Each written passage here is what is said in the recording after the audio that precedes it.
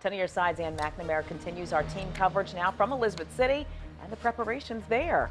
Ann. I'm reporting live from the NCDOT maintenance yard. You can see the snow plows lined up behind me. The bottom line here is because of their geography and specifically the Outer Banks, they're simply not equipped to deal with heavy snowfall like what's been forecasted. They know that, so they're preparing properly and they're calling in help from across the state.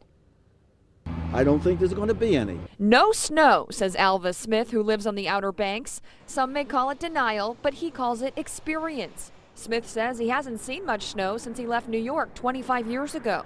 No, ma'am, we don't usually get snow of that nature at the beach just a few times in a lifetime. NCDOT officials say this could be the snow event of a lifetime.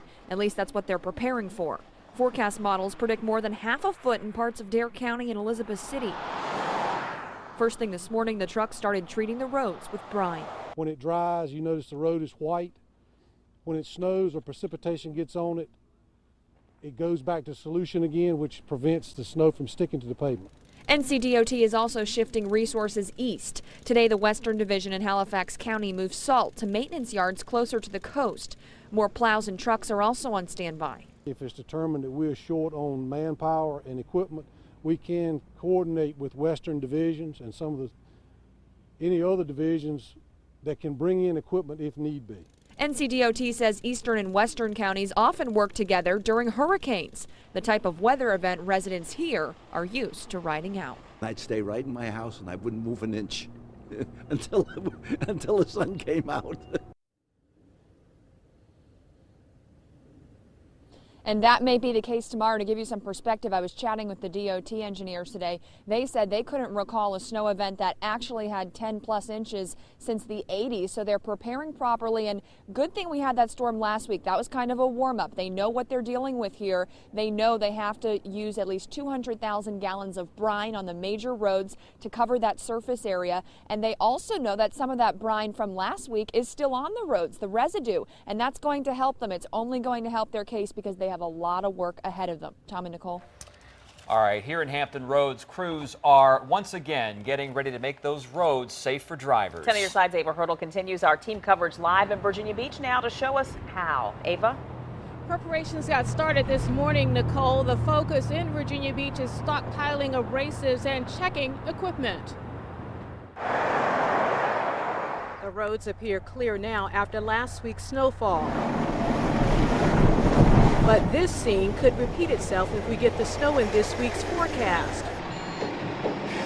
Virginia Beach Public Works crews are busy getting ready. We're mixing the materials, prepping and checking and inspecting equipment and replacing and fixing anything that needs to be done, and ordering shipments of materials to come in to keep us going. We should be ready to roll when the weather hits us. He says about 2,000 tons of abrasives were used during last week's storm to treat hundreds of miles of city streets. The evidence of that at a local car wash where drivers are getting the grime washed away from riding along those treated roads. I think they did a pretty good job considering that this isn't something we're used to. I think they make the best effort they can. And you just have to be careful. Are you ready for round two? I'm ready to just stay home. But she anticipates returning to the car wash in the next few days. Now we talked with a spokesperson at VDOT who says the focus there is on maintenance and anti-icing operations as this snow is in the forecast now. We're live in Virginia Beach. Ava Hurdle, 10 on your side. And time for a refresher course on how to drive on snow. It comes from AAA. Remember, bridges and overpasses freeze first and melt last, so use extra caution when driving on them.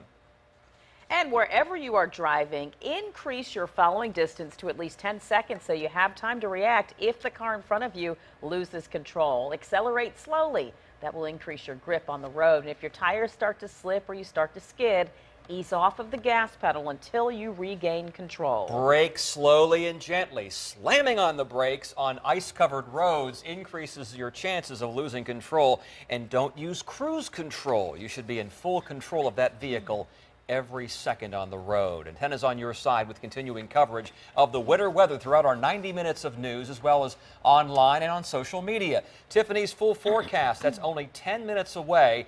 We'll also keep you updated on the bottom of your screen and on wavy.com. And we are prepared to bring you extended coverage tomorrow. We'll expand our 90 minutes of news by an hour. Join us right here beginning at 4 p.m. for the latest as the storm gets underway.